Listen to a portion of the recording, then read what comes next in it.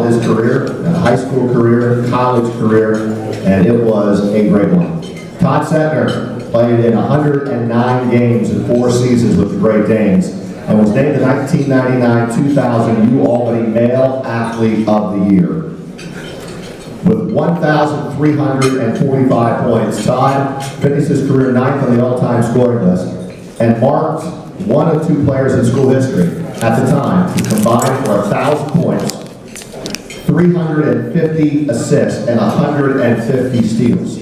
At the time of his graduation, the 6-foot guard ranked 2nd in steals, 5th in assists, 3rd in both 3-point field goals and foul shooting percentage in UAlbany's record book. Over 10 years later, Todd is still ranks among the Great Danes' top 10. Scoring a career-high 30 points against UAlbany in the program's first Division I victory. Todd was named first team All-Independent Conference in the program's inaugural Division I campaign in 2000. He averaged 16 points, 4 assists, 2 steals per game in that season. He was also named the 1999 All-New England Collegiate Conference team. Todd averaged 16 points, 3 assists as a junior. As a sophomore, he started on the 97-98 team that went 19-8 that year and made an ECAC Division II appearance. After graduation, Todd went on to play professionally, participating in a number of NBA camps, played in the CBA, the NBDL, and the USBL, and served as an assistant coach at Plymouth State and Union College. One of our local guys who chose Albany and went on to have just a great career, and it's great to see him here tonight and to personally congratulate him and welcome him into the UAlbany Hall of Fame. Let's hear it for Todd Cetnar.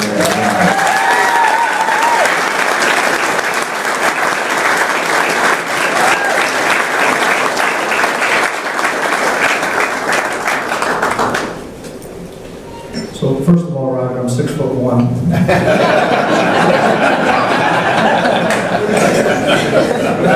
Thank you for that nice introduction. And I also want to take a minute to congratulate Alyssa, Coach Ford, and his 1974 football team on this honor as well tonight.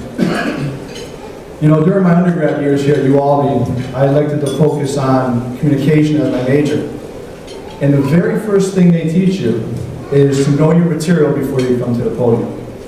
And there was a saying, I remember in that classroom, and it said something like, hold on. You never have a piece of paper when you come to the podium. So I want to thank the Hall of Fame Committee for this tremendous honor. You know, this is something that you never think about as a competitor. Because when you're competing, my mindset was always on the moment. And it was always practice to practice, scouting report to scouting report, game to game, and ultimately season to season. You know, my goal was to always be the best player that I could possibly be.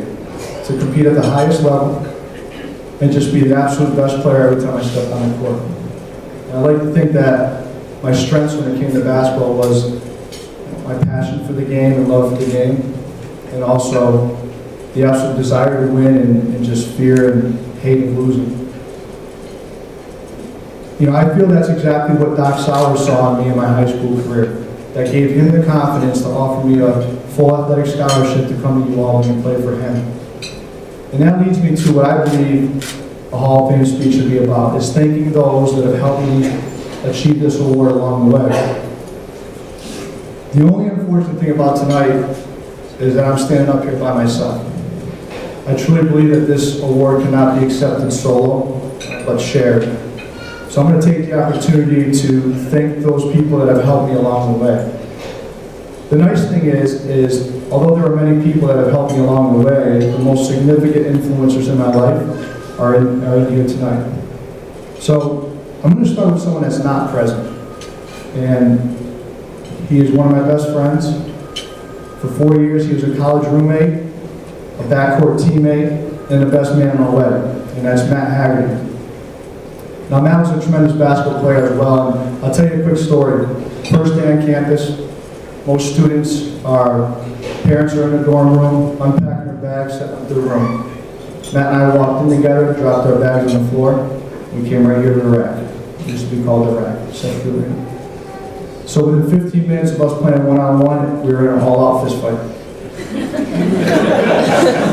And we learned two things at that point. One, never going to play one-on-one again.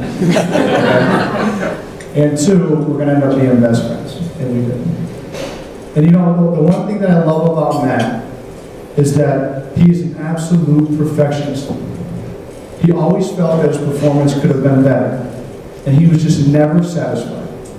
And, maybe that's why he has 7 kids. He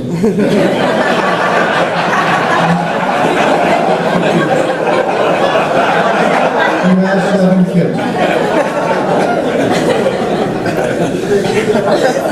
I couldn't be up here without Matt, and I just want to honor him tonight. So much in the room tonight, Doc Sowers. He's a legend. 702 wins. Similar to Coach Ford, he was the face of UAlbany basketball for 41 years. 41 years he had one losing season. And I thank God every day that was not our team.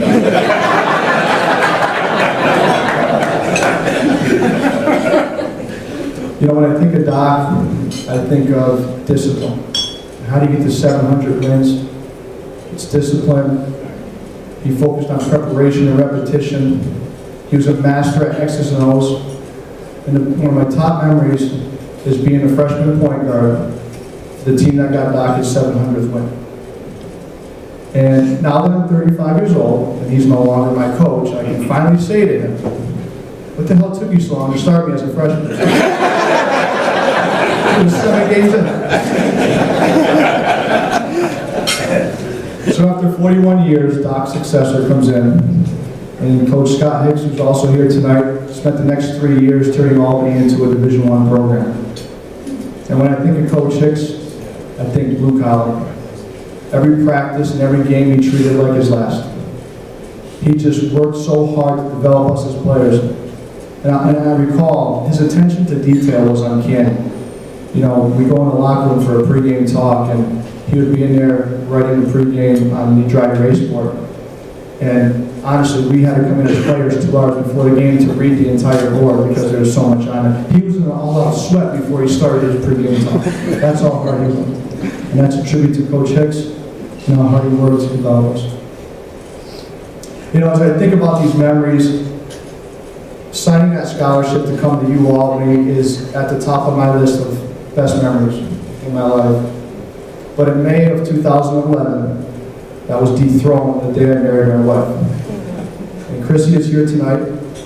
And although I'm standing here due to the success that I had from 1996 to 2000, and I didn't know my wife at the time because she was 15.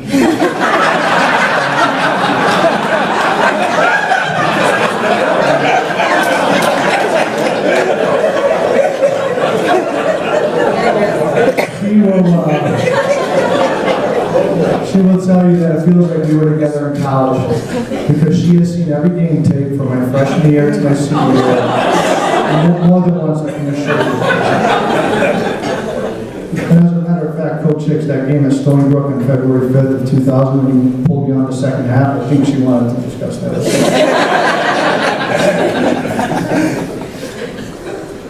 So along with Chrissy and Doc Sowers, Coach Hicks, I have 2 tables here in front of me. I just want to take a quick moment to acknowledge them. I have my 2 uncles, Joe and Uncle Tony here.